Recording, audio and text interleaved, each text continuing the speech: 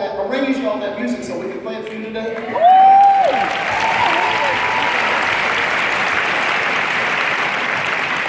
So he's got quite a history, so let's take a look.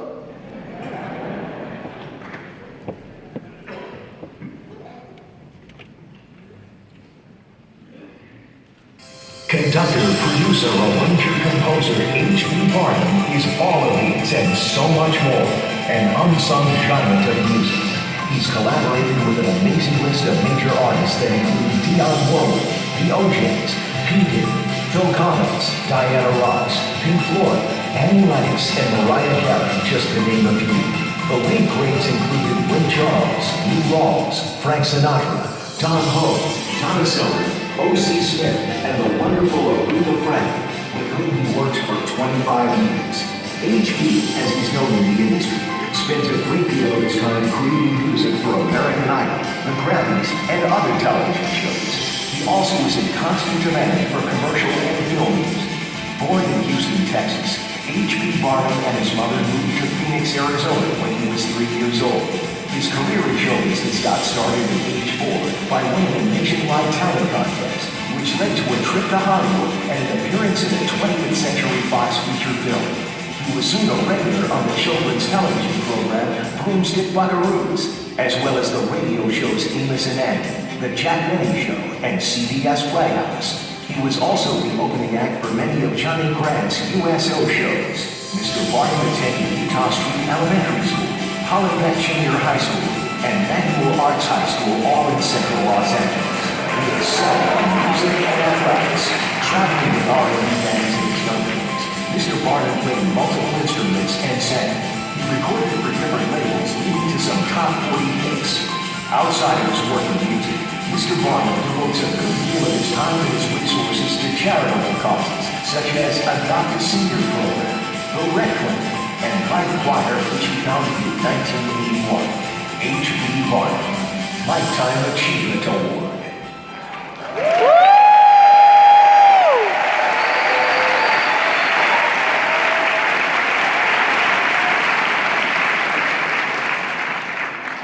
I can sing. Why would you want to start now? So HB, out of love for you, man, and respect beyond measure for everything you've done in your life, man. Thank you for being the cat that you have been, to help make those stars that have gone up on that screen be who they are. You stayed in the background, and you've been unsung, so to speak. But we want to sing your praises today. We want to thank you. Tell you.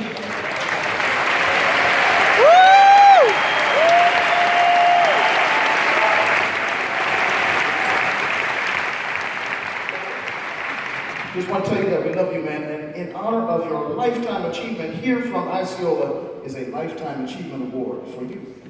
HB! Thank you. I have to go with my sister's singing. I have to go home and take care of her. But thank my 2 sons over here, and my daughter-in-law's here, and some of my 58 godchildren are here. Thank you very much. We got a lot left to do. Take care of those kids, okay? Because we have to stop all this gun violence. We have to get more love on them, okay? Please, everyone here can do that, okay? Thank you.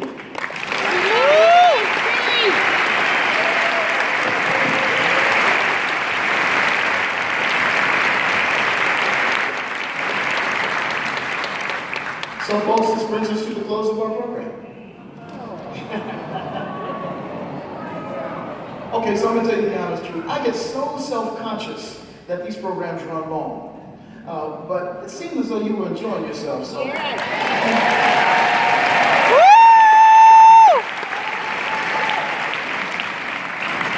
So I have just a few folk I need to thank, and then we'll tell you about the last piece, then we're going to play it, then we're going to go home, okay? Well, at least we'll go down to the lobby, and I get a chance, you get a chance to see the kids, to shake their hands, and hug them and love them, and I get to hug some of you too. Well, here's a couple of folks that we really need to pay attention to. Wells Fargo Bank. I want you to know that Wells Fargo Bank has been with us since 2012. They give us money.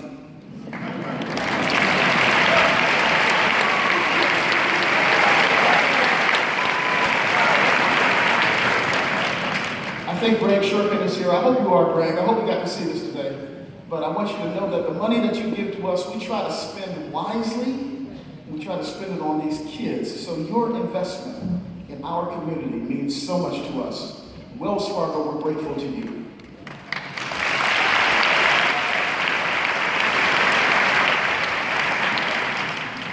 The Andrew Mellon Foundation. Andrew Mellon Foundation funds the fellowship for which we had the quartet that was out here with the Los Angeles Chamber Orchestra and with the USC Thornton School of Music. And some of that money comes to us as well.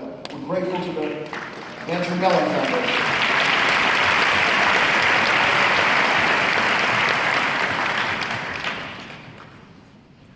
Now, this one is always my favorite one.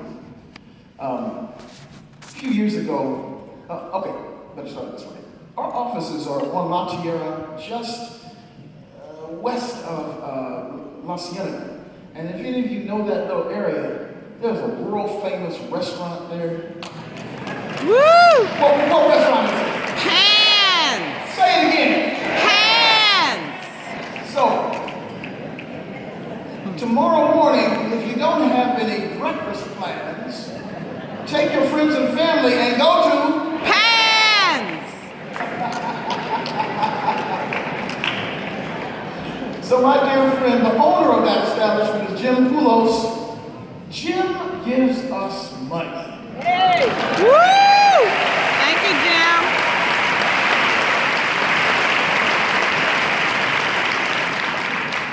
And his food ain't too bad either. So I'm going to ask you to do me a favor and,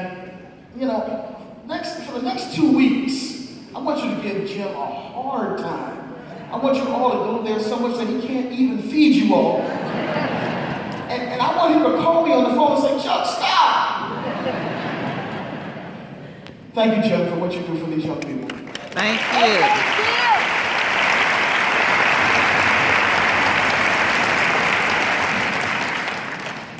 It seems as though there's somebody else I need to thank. But I'm going to ask you to look in your books. Margot Wade, who is one of our consultants, put this book together with her consultant, Sarah Harris. And there's a lot of good information in there about our sponsors, those who are good to us.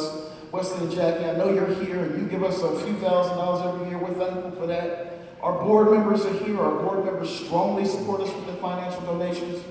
One of the rules of being in this house is that we cannot pass a plate. Otherwise, we would. But I think there's no rule against us passing a plate outside on the sidewalk. We won't do that today, but I hope you get my message. In order for us to do what we're doing, you'll see in the books that we not only are doing this here in Los Angeles, but on July 15, a week from tomorrow, we're going to Chicago.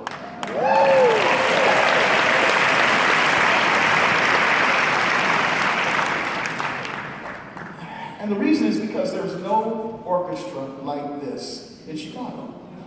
In fact, there's no orchestra like this anywhere in the world. That's right. Woo!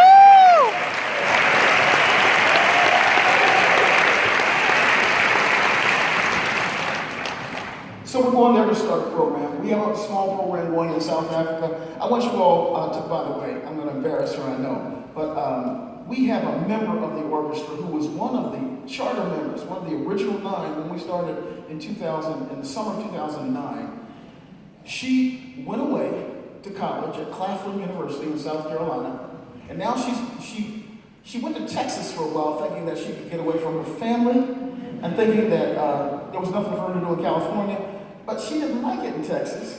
And then she decided she wanted to come home, so I talked to her and I said, Keila, why don't you just come on and work for Osceola? Now she is my administrative assistant. She's the person who I hope ultimately is going to take my place, so I don't have to do the administrative work anymore. And she, on April 1st, took 24 violins, violin stands, music, etc., to the suburbs of Johannesburg, South Africa, where we have now started 2 small youth orchestra programs.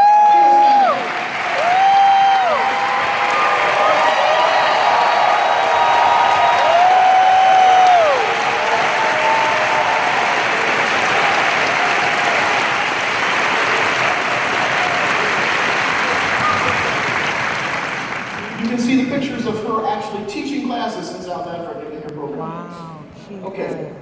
So thank you for your continued support. Two more things to say, then we're going to play, we're going to go home. And here's the first one, and this is perhaps the most important thing I want to say today. Ladies and gentlemen,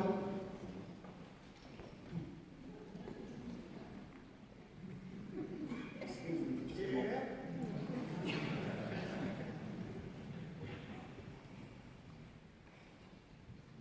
I have the honor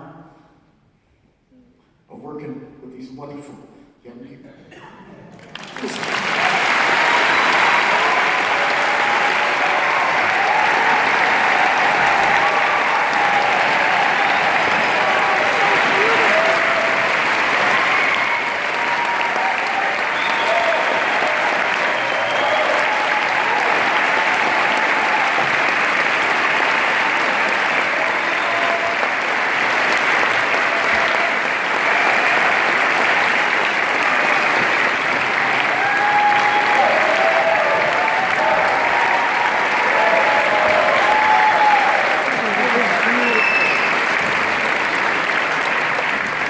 These are your community's children. In fact, you can sit down, guys. And in my view, they're the best kids in the world.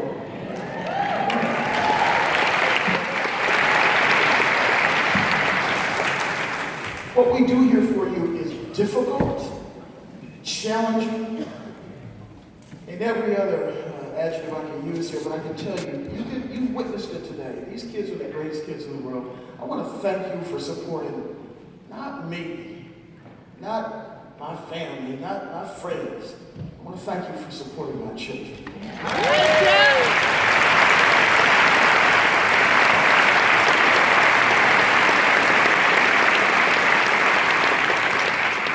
Forgive me for getting emotional there for a moment. Okay. So now we're going to play our final pieces of the concert. You know, most people when they say, well, at least in the community that I come from, y'all have to understand, I grew up for a while in Compton.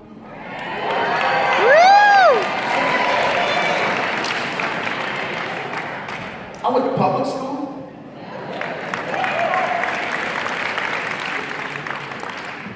So, my parents raised me in a way, though, that I know about this music from a young age. Many of these kids know about this music from a young age, too. So I went to a whole lot of concerts in my life, and I learned a lot about classical music, a lot about orchestral music. And most people, though, who are my friends who was there growing up with me, man, they used to laugh at me. Man, why are you going to an orchestra concert? Well, this is why. All right. Because now I get to do this. And what I want to tell you, though, is this. I learned the orchestral repertoire. And there's some people who think that the orchestral repertoire consists of only a certain kind of music. But today, I hope you've seen that we're trying to play the music of people from our community, as well as what we call the canon. And we're going to close the program with a piece from the canon. Now, we're going to close this program with a piece by Peter Tchaikovsky. Most of you have heard of him.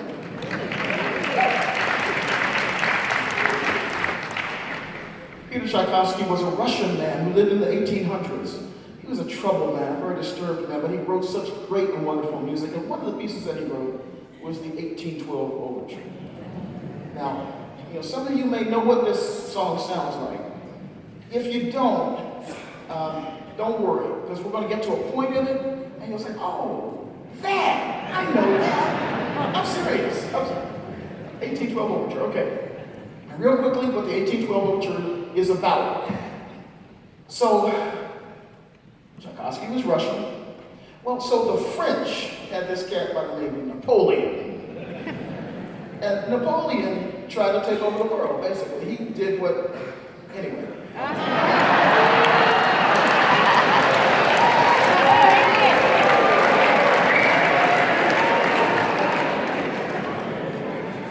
Yeah, you know what I mean. So Napoleon decided he was going to invade Russia. And he did. And he had a vastly superior army to the Russian army. The Russians were peasants and poor people. They had a very Their economic and societal structure was very rich and very poor. So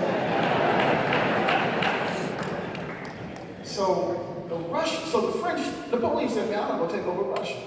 So he took his army and he went and started going to Moscow. About 75 miles outside of Moscow, he encountered the French army. The French army, frankly, was quite weak. He encountered the Russian army.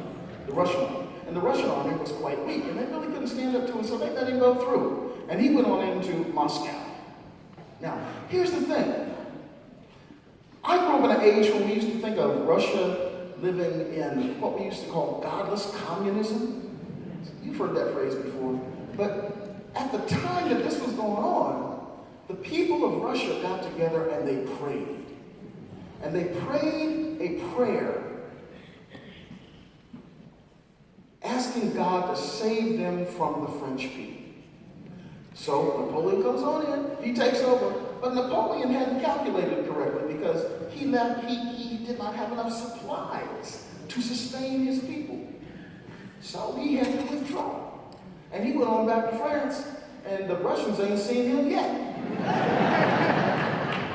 So when they were invading, this is part of the piece you're really going to know. When they were invading, of course, they were playing their national anthem at the time. We'll talk about that in 2 seconds. And then, after they left, the Russian people prayed again. And what they prayed was, save the Tsar. Now, after that, comes along Tchaikovsky. And the chief Tsar says to Tchaikovsky, you need to write a piece of music that celebrates this event. The fact that the Russians were able to stand up to the French. So when we start this piece, you're going to hear a prayer. It will be played by this side of the orchestra, all the strings. And then it's going to start to build up and build up and build up into a war. Then there's going to be some peace. And then you're going to hear the prayer come back again by the brasses. And then at the very end, the brasses play yet another hymn in saying, thanks be to God, God save the Tsar. And that's what the 1812 Overture is about. It is a piece of the canon. Our kids can play the canon. You're going to hear it from them now. Before we go, I just want to say one more time, thank you so much for coming to our concert today. Our next concert will be in October, actually. We're going to do the 6th annual hymns concert at Holman Church on the first Sunday of October. Then we'll do our season opener on the first Sunday of November at Holy Name of Jesus Church. And we're going to play some Beethoven that day. And the reason is because next year celebrates the 250th anniversary of Beethoven's birth. You got that? So y'all don't walk out here ignorant now. You know that next year marks the 250th anniversary of Beethoven's birth. He was born in 1770. So next year's, 2020? You calculate it's 250 years. So we're going to play Beethoven for that concert. But as we go out of here today, here we go. We're going to play for you Tchaikovsky. Thank you again for coming. We hope to see you at our upcoming concerts. They're all printed for you in your book. Here's the 1812 Overture.